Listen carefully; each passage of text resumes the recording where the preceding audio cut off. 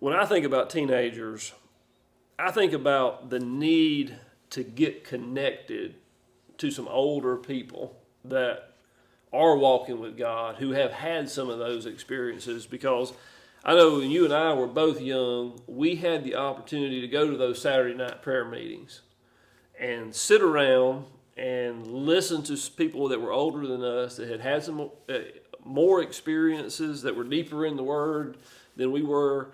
And I know that had a great impact on us. And, so I would encourage those young people do the same thing. I hear this a lot in churches, especially from younger people. They say that, well, there ain't nobody my age. And okay, and I understand they looking for some fellowship, but I would say take advantage of just what you said, because the truth is, for me, a lot of times when I was in church and in those places, there was not a lot of people in there my age either, even in that day and time. But the truth is, the people that I fellowship with the most was those older men that kind of took me under their wing, so to speak, and I could just sit and listen. I didn't have to say nothing. Right. I didn't have to know anything. Right. I just kind of just be a sponge and just soak it all up. Well, I think we're hitting on something. I know we said we're wrapping it up, but this is bringing things to my mind. One of the things that I think we've made a mistake on in a lot of areas of our society, church being one of them, school being another one, we tend to divide everybody up by age. Right? We have a Sunday school class, and we stick all the young adults over here, and we stick all the teenagers over here, and let's stick all the 65 and older over here. And by doing that, we lose that cross. I don't know if cross-culture is really the right word to say it, but we lose that experience. I mean, the Bible's pretty explicit about the older ones teaching the younger ones, right? And when we split that up that way, we lose that factor.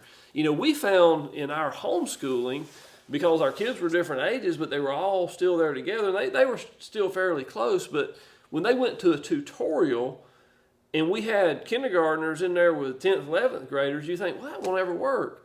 Well, it taught them to respect one another, and they interacted, with different age groups, and the older ones were able to teach the younger ones sometimes. And so maybe that's something as a broader church we need to look at, is how we integrate those ages together so that they can learn. Well, as you said that, and I'll throw this in there. One of the things that I see, and it's happening so much in the church world today, is I see these places, and I know of places, and people talking about that, we have two different services. We have one for the young people and one for the old people, and and the reason we do it because the young people want to do it this way and the old people want to do it this way. That, in my mind, that's not biblical unity. That's not what God has called us to be about. Mm-hmm. And that's not, it's not a healthy place for the church to be. Mm-hmm. Well, I think, oftentimes we're big in this ministry about talking about things, about having conversations, about asking the difficult questions.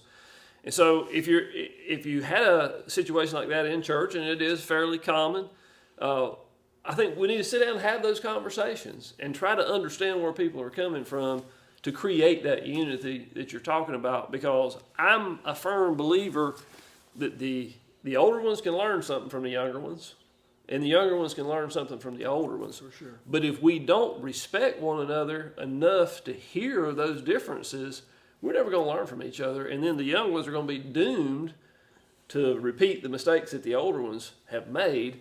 So we need to take advantage of that and learn. Yes.